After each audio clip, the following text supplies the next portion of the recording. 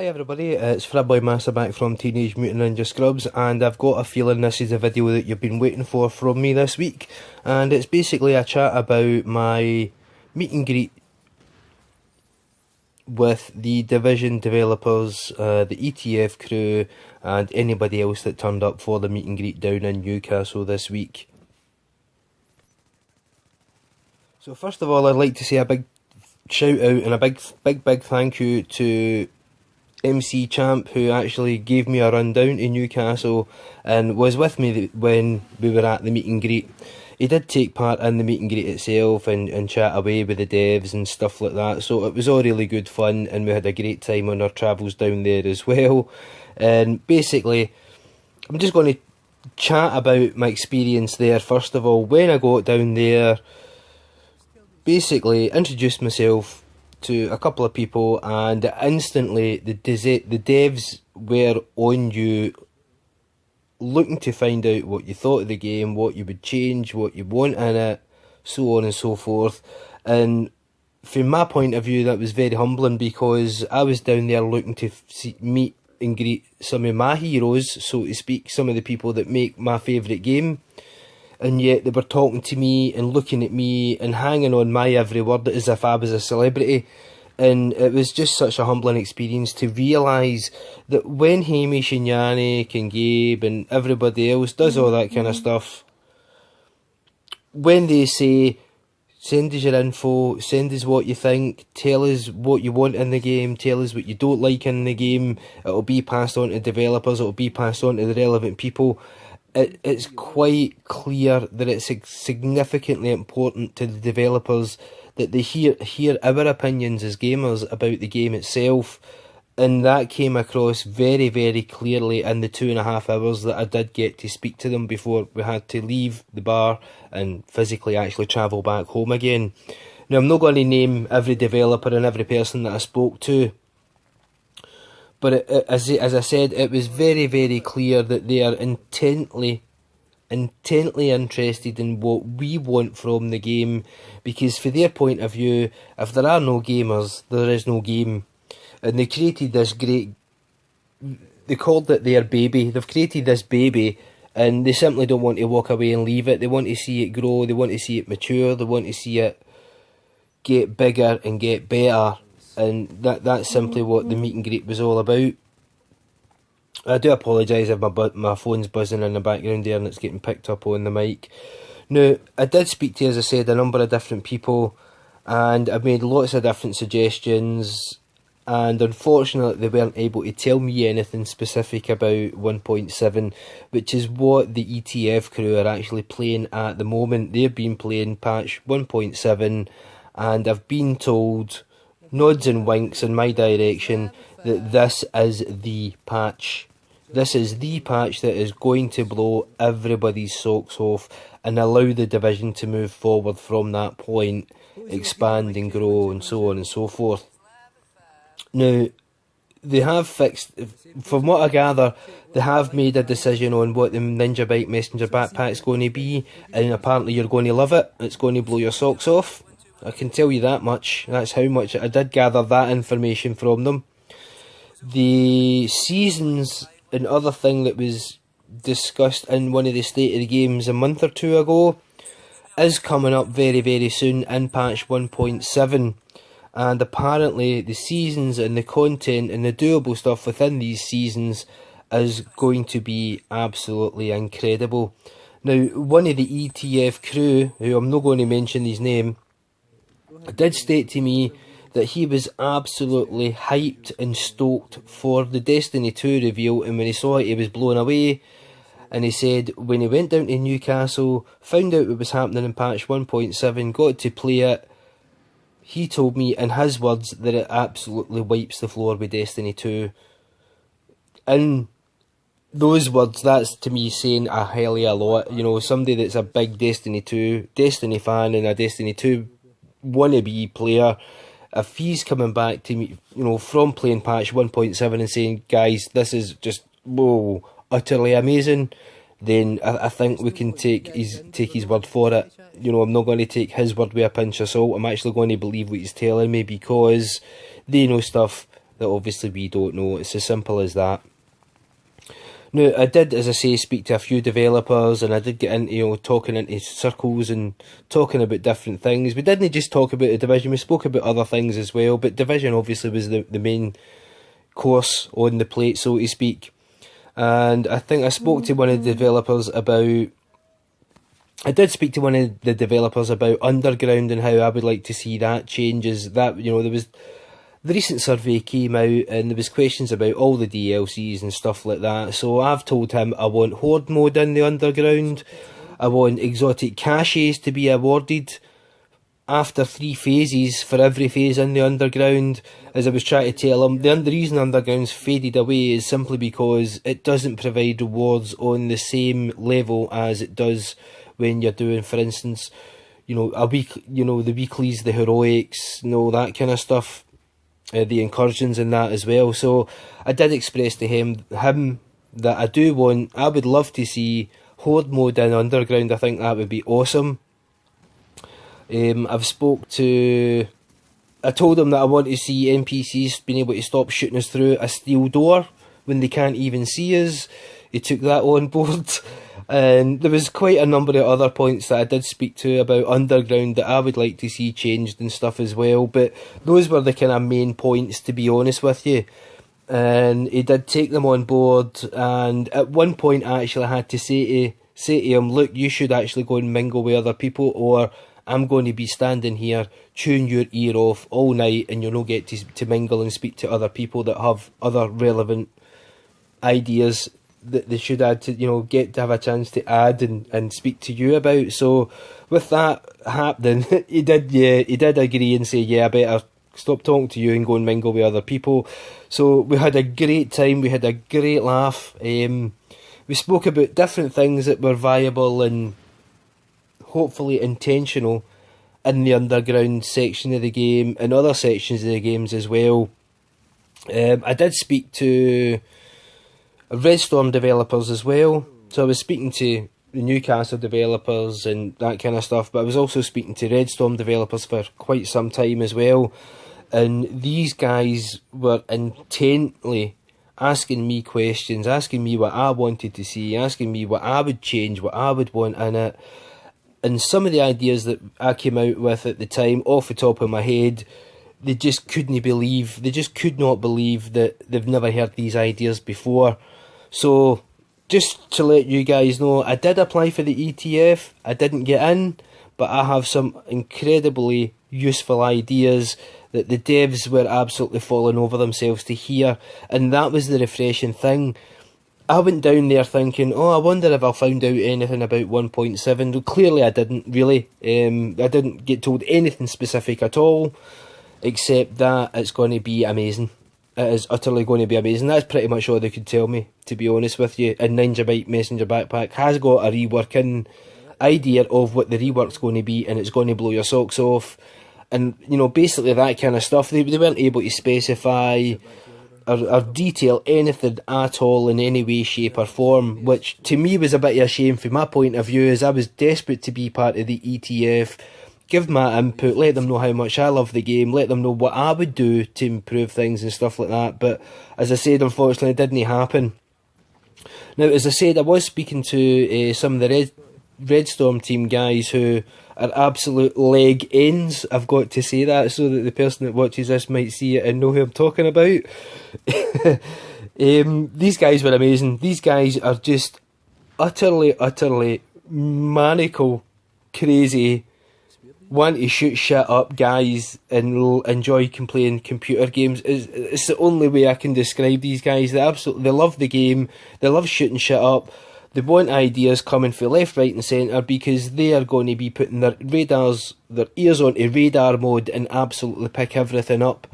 So with that being said, the suggestions that we made, the things that we spoke about, here we go.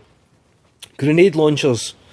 I suggested grenade launchers in a Redstorm chat just recently, and it was picked up immediately by one of the devs, and he said, yep, that's a great idea, I've never heard that before. And we spoke about that actually quite at length, as how would you actually implement that in the game and, you know, do that kind of thing. Well, my immediate suggestion was you can have grenade launchers, but you do need to limit the ammo somewhat, or it's just going to be 8 teams at 8 and last stand grenade spamming each other with grenade launchers, and it'll be utter mayhem. But when the other devs, you know, chimed in, he was like, well, why shouldn't it be utter mayhem? That would be amazing. That would be utterly crazy to see if we can do that and if it would be possible. And there was other things that cropped up in the conversation, for instance, like, should you be able to fire a grenade launcher indoors? And obviously the answer's yeah. Why not? If I fire a grenade launcher indoors and I hit a prop that's in front of me and it kills me, then yeah, that's my fault, that's my mistake. But it should be in there, it should be based on realism. You should, and that's one of the things that the devs really target themselves on. Things have got to be grounded in realism to a degree, and I totally agree with them on that. So yeah, grenade launchers are being looked at. And one of the very other interesting things that one of the developers asked me was, would I like to have a flamethrower? And the answer was, fuck yeah.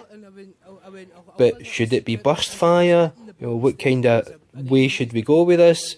No, dude, it shouldn't be burst fire. It should just be, let's rip that whole tank out and just destroy everything. Guys, I'm going to fire my flame turret, my fire rocket, my flamethrower at this door for the next 3 minutes, and yous are just going to stand there and kill everything, because they're going to be flailing about, burning, and not being able to move and all that kind of good stuff. The flamethrower should in itself have a better effect at keeping enemies in place rather than a flame turret. So we spoke about things like that. We spoke about weapon balance. Specifically, I spoke about weapon balance within each subcategory, and I did specifically stress that there are weapons that are instant dismantles, instant sells, simply because they don't stand up to what the 2 or 3 insta-choice picks are within each weapon class subcategory.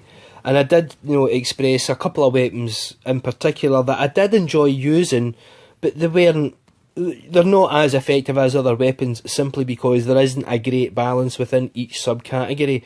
Every weapon within each subcategory, in my opinion, my humble opinion I should say, should have a very close time to kill compared to every other weapon within the same subcategory, whether it has a low fire rate or a high fire rate. And as we know, everybody gravitates towards the burst fire, burst damage type of weapons, where you get a lot of damage out very quickly, and these are the weapons that are the inbuilt meta, so to speak. And that's quite obvious that what any player's going to gravitate towards, because you do want to kill enemies quickly and efficiently as possible. And every weapon should have the opportunity to do that in the game, not just the MP7 or the MP5ST or the lvoa-c or the Bullfrog or so on and so forth. You see where I'm going with that? There are certain weapons that are instant picks for doing damage into enemies and other people. And it quite simply should be that every weapon should be, when it's dropped to you, every weapon can be, all loot can be something that is a viable keeper, is how I put it to the devs myself. Everything that drops to you should be something that you may want to keep, full stop. That's what a looter shooter is meant to be. There should only be certain caveats within what your playstyle is, and with what the talents are, is what it makes it a dismantle or a not dismantle. And that was taken on board. They are looking at trying to keep the balance tight within each subcategory, and basically get all the weapons kind of on par almost with each other, in order that if you get a TZ81 or whatever, I can't even remember what the right name for it is, if you get a T8Z81 and you're like, oh, utter garbage, I can tell you it might not actually be utter garbage in the future, and I'm hoping it's not, because that is an absolutely great little weapon. The amount of damage it does for the size of the thing is just, and the sound that it makes, just is glorious. And that's what I said to the developers, is there's a lot of weapons in this game people haven't even fired because there is no balance within each subcategory. And that was taken on board, and we discussed it at great length. And I think they're definitely going to do something about that, which is hopefully what we all want to see. One of the other things we spoke about was, like, for instance, the least used weapon category in the game. Now, the obvious one for me is saying hand cannons. And I could have said hand cannons because I have some really good ideas for what you could replace hand cannons with. For instance, in legendary mode, in heroic modes, enemies can come up and one-hit you with the butt of their rifle and you're instantly dead, no matter how tough or how much health you have, or so on and so forth. So why not give the agents a chance to, for instance, change their sidearm to a melee weapon? There's a risk-reward factor in there. You need to get close enough in order to hit an enemy and insta-down them. I'm sure you see where I'm going with this kind of idea. Well, we could take sidearms out the game and give people the opportunity to either run with sidearms that are properly balanced, if that happens, and also run with a melee weapon of choice. Hunter's axe, baseball bat, golf club, so on and so forth. Again, you see where I'm going with that. There's a risk and reward in getting close enough to an enemy to melee them, but that melee should guarantee a one-hit kill, just as the NPCs are allowed to do a one-hit kill on us. So, developers, I hope you're going to watch this. That's an idea that I didn't get to express on the night, and it's one that I came up with on the fly, just thinking about different things. But the weapon category that I think is least used is the heavy machine guns. Now, the heavy machine guns don't get used that much by a lot of people simply because they have such a high suppression rate that enemies instantly go into cover and therefore are unshootable, whether you're using a submachine gun, an LMG, a sniper rifle, so on and so forth. And he says, well, what would you do, Teenage, to actually do something about that? And the answer to me was obvious, and this was a surprising thing. This is something that it's never came up within the circles of people's ideas and so on and so forth. And my idea was to add penetration to the category of LMGs. So if you're shooting an LMG in a NPC, or sorry, they're not NPCs, they're actually called enemies. If enemies go into cover, you should be able to penetrate the thing that they're covering behind and actually still be able to kill them. Depending on what that cover is made out of, whether it's wood or steel or so on and so forth, is dependent on how much damage and how much penetration you're going to be able to do with your LMG whilst they're staying in cover, and therefore hopefully make LMGs useful again. So that was my idea on the night about LMGs, and the developer was absolutely blown away by some of the other ideas that were coming out by myself and other people in the team as well. And I'm just hoping that they are actually able to implement these kinds of ideas, because a lot of the ideas were really, really good. We all had a lot of fun chatting about them and discussing the various options and all that kind of thing. Like, for instance, well, if you're going to have penetration and damage to objects in the world, well, it can't be everything. And I'm like, yeah, well, we know that, because then you would just have people running about shooting out the foundations of every building in New York, and there would be no New York left, because people would be doing it for a laugh. But there are obvious points of cover in the game that we all know about. And these are the things that you should be able to shoot through and penetrate in order to kill the enemies that are hiding behind there.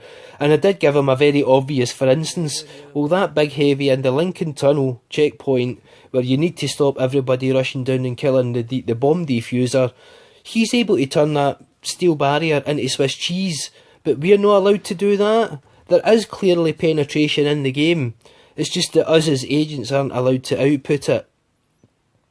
And it may be a memory issue, it may be there may be other issues in it that I'm not aware of, but it's something we spoke at a great length, and hopefully there's a chance that that'll make it into the game. So grenade launchers, melee weapons, LMGs being made useful other than a suppression tool, balancing within the weapon categories, additions to underground, additions to the current game world. My expression of the current game world is, we've got a great game world here, you've got something that you can build on. You know, I don't want to see Division 2, you know, Rise of Tokyo or Fall of Tokyo, where you start at level 0 and have to level back up to level 30 in Tokyo doing a completely different story. To me, that isn't a continuation of The Division. And with the ground base that they've set for The Division, you could simply actually have a Division 2 or Division DLC where your character carries over as per se Mass Effect series, where your Mass Effect 1 your character carried over to Mass Effect 2 and your character then carried over to Mass Effect 3, and things that happened within each realm of that game were effective within everything that you did within the actual main base storyline. So that's something that we spoke about as well, was, you know, carrying characters over. Do we want to see a Division 2 fresh start? No, I absolutely do not want to see a Division 2 fresh start. What I want to see is a continuation of the game world that's been created, like The Division. You know, for instance, somebody got out of Manhattan and Brooklyn's now infected, so you've got to go and clean up Brooklyn. Oh, there's a new faction being found in Brooklyn, we've got to sort them out. One of my subs put up a really, really good comment in one of my videos the other day. He suggested that we should have an incursion on the aircraft carrier that was within the glitchable area in the map in the game earlier on in its life cycle, so to speak. And yeah, that is an absolutely great idea. The developers are looking for these ideas. If you put them on their forums, if you send them in an email, they're definitely going to look at it, guys, and take all that on board, sit down at a big table and start discussing with each other within the teams what could be implemented and what isn't able to be implemented, because there are certain restrictions within the game that they don't have any control over. But they do say themselves that the game is based in reality. They want it to feel real. They want the game to continue. They want it to grow. And from what I've been able to pick up, The Division does have a very, very big player base still at the moment, and it is going to continue. I did ask, is it going to continue in a year 1, a year 2, a year 3, year 4, year 5? And under NDA, no dancing allowed, they said categorically, I'm not able to tell you that. But the fact of the matter is, they're having ETFs every few months. They're having meet and greets with people. They're spending money on the game in order to improve it, improve the quality of life changes that we recently had. Costs money to pay people to program that and do that kind of stuff.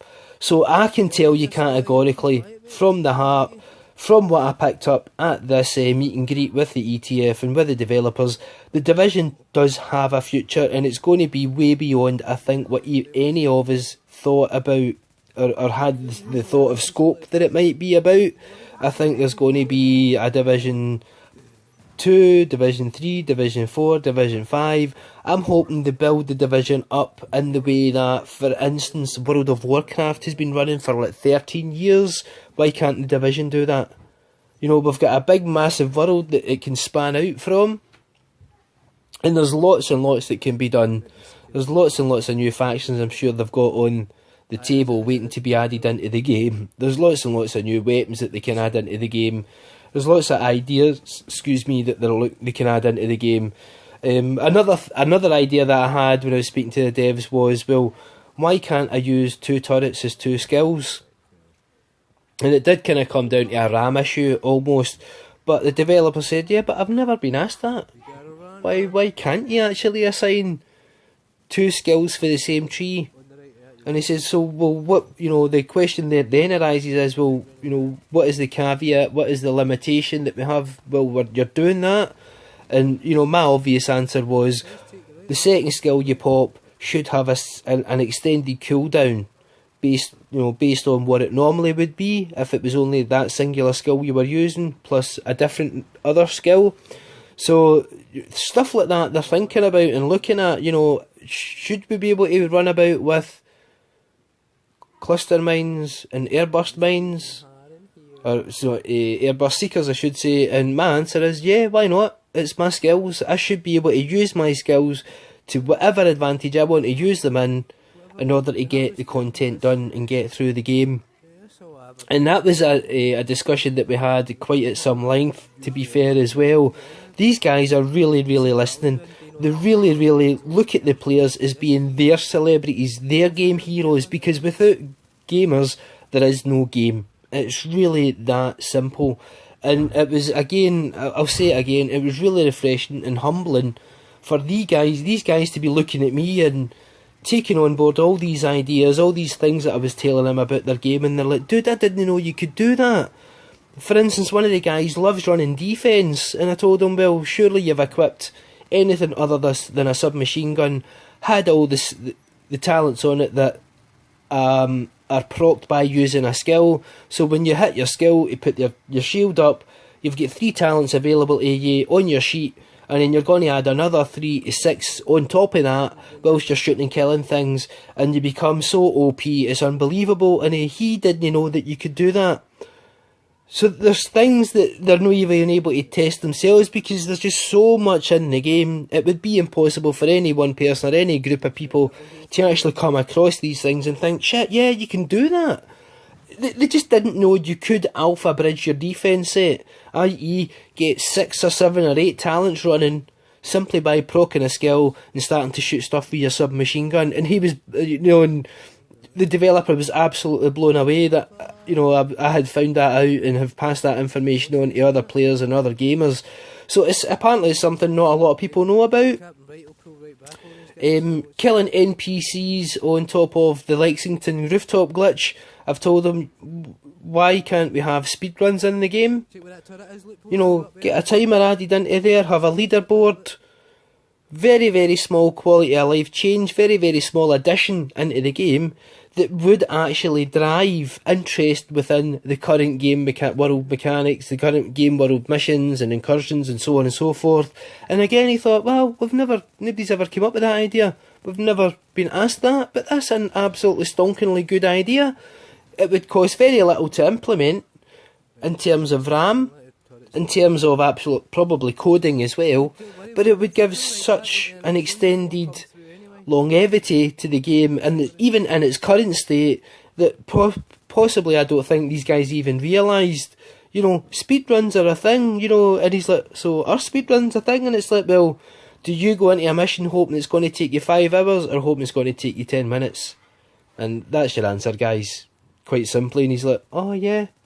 If you just bring everything down to its most basic level, you can usually come up with a few really, really good ideas, and these devs are just willing and waiting to jump on these ideas and find out how quickly and when they can be implemented.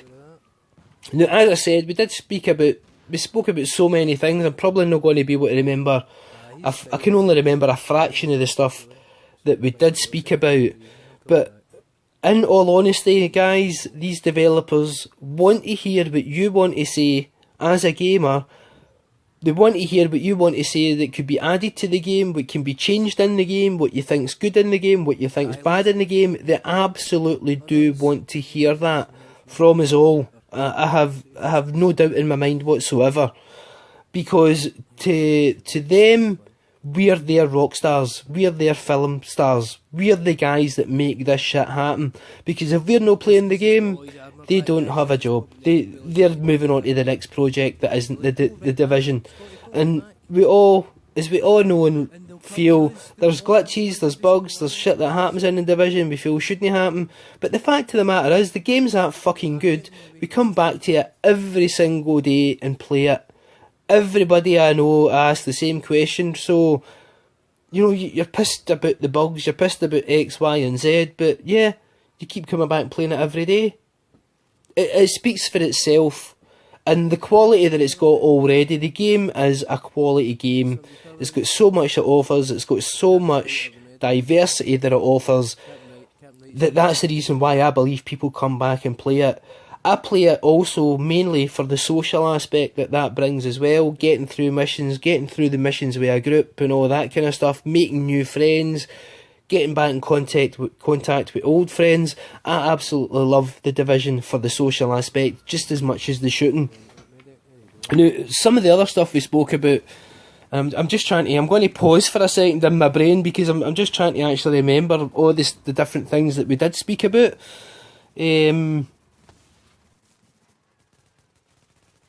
Yeah, back in the room. Yeah, so the other things that we spoke about were bugs and glitches and that type of thing. And, I did speak to the developers, and, my point of view is the coding's so vast and so deep and everything's so integrated into something else that it's only obvious that there's going to be bugs in an open world game. You always get bugs in any open world game. Pick an open world game and there's a bug in it. I guarantee you there's loads of bugs in them.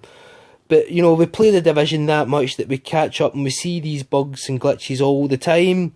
And the developers are doing their absolute best to fix them, stop them from getting into the game. But just quite simply sometimes, these bugs and glitches rear their ugly head because they change something minimal on another side of things, and they just didn't foresee that it would actually transfer over and transport through the code and affect something else. There's so much, as I say, in this game. One thing affects another thing, affects another thing, affects another thing, that it probably would be impossible for it to be totally 100% bug free. But, in fairness to the developers, I don't think there's any game out there that isn't 100% bug free. So, rather than lots of people always focusing on these kind of negative issues, so to speak, the bugs, the glitches, the revives and not revives and all that kind of stuff, why don't we focus on the positives of the game and build on the positives of the game and continue to make it greater than it is even now? That's what we're all looking to do. That's what we're all hoping for. I've been speaking to a few people lately and they're like, oh, I'm just so jaded. But yeah, you're jaded by the game because of the glitches, but you're still coming back every day and playing it, dude. So what is it that makes you come back and play it every day? You love the game. You still love the game no matter what. And, I do know a lot of people have kind of lost faith in the developers being able to get stuff fixed and all that kind of nonsense. But the reality is, we're playing the game day in, day out. We're all loving it to bits. And that's what the game's about.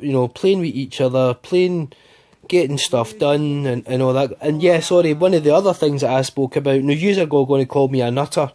I miss 1.3. I absolutely miss the challenge of 1.3. Now, I do know and understand directly why the games went to the route that it's went in order to make it more accessible to non-top 1% players in the division. Non-top 1% players should have a route to be able to complete endgame content. It should be easy enough to complete endgame content anyway without cheating and bugging and glitching and all that kind of stuff. So that's the reason why the division's sitting exactly where it's at the moment. But I do miss the challenge of 1.3. I do miss the upper element of the challenges being almost so difficult you've dread facing it. But when you actually do face it down and you get stuff done with your team, when you're on the absolutely hardest thing that you can do in the game at its hardest level, you're like, yeah, we did that. Everybody's air punching, everybody's like, oh dude, do you remember when you did that and that stopped that guy running up us so we could do this? And the chat that comes out of doing that type of content is something that I want to see come back to the game. So it does look like World Tiers is a thing that they're going to expand on, so that you do feel that there is that element in the game of super achievability. You've done the hardest shit in the game and yeah, fuck, you got through it. That I miss that from 1.3. That's what I miss for the 1.3 patch. Not like the super tanky enemies or anything like that, but I do miss the fact that I got through this uber challenging content with a group of guys. We all, looked out for each other. We all set our builds up in a way that complemented what everybody else is doing and all that kind of stuff. And to me, that's when almost the division, for me personally, was almost at its best. Because if you went in with a bunch of randos to do something, guaranteed you were going to die within 2 minutes, because you had two guys running about thinking they were Rambo and they could FaceTime kill NPCs. And yeah, guess what happened? They got insta-melted 500 feet away from you, and you had no way to go down there and save them other than clear the room by 2-manning it or 3-manning it, and then going down and getting them up, and then watch them do the exact same thing again. But you know, that was part of the joy of it. You know, it's like, yeah, we're good enough. We are in the upper elite portion of the gamers that can do this kind of stuff and actually get it done, help get people through it as well, and absolutely, you know, be punching the air when you've finished that content, when you got that gold, when you got that exotic. You're absolutely punching the air going, yeah, we did it. You know, it took time, but we effing did it. It was awesome. And that's what games are all about. We play games to enjoy ourselves.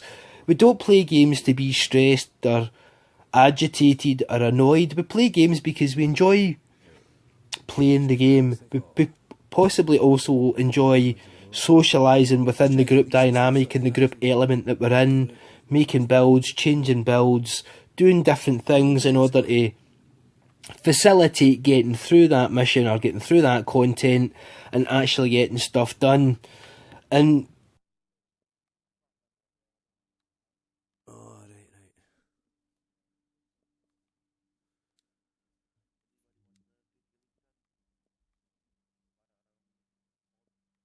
No, I'm cool. I don't need chance I'm running with you guys, man. You just do it.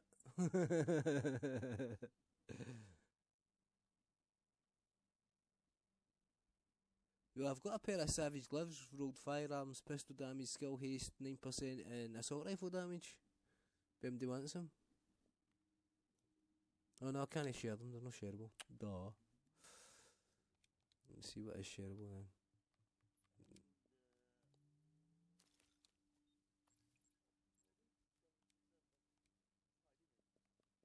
It's, I wouldn't, everybody talking.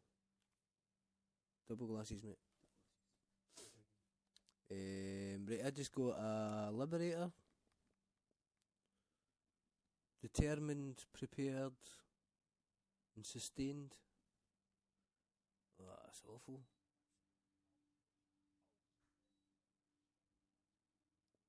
I just got the cool. I might be off, Scotty. It's like midnight for me here now, obviously. I might be off mud, so we'll see what happens. I don't know if it was. Oh, it's just fast past midnight. Yeah.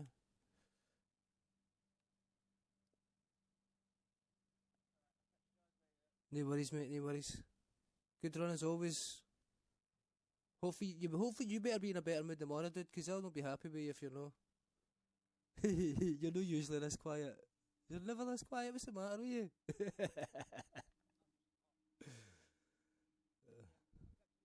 No worries, mate. Take it easy. Good playing with you again as always, man.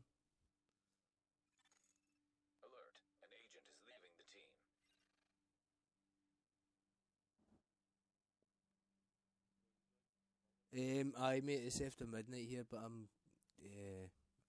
like I said, I was recording this video, so I've got a ton of videos I need to put up, and if I don't put them up, the topic becomes non-topic. If you know what I mean. And a lot of the info that I've got in my head will be lost because I don't write scripts or anything. You know what I mean? Just do it as verbatim. You know what I mean? Blather away. Uh,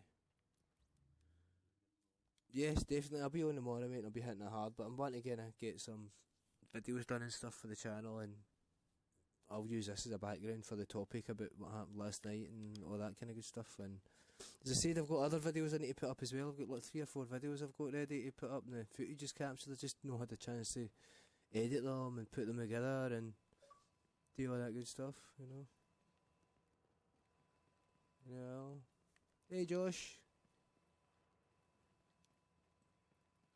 we're not in a party, are we? Oh right, Josh is out. Right, I'm going to join this party with Josh, Great Simplify, and I'm going to let him know that I'm getting off anyway. So I shall catch you later, brother.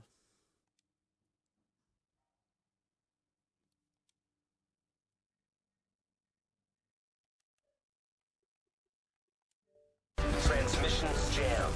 Proximity coverage only. Backup activated.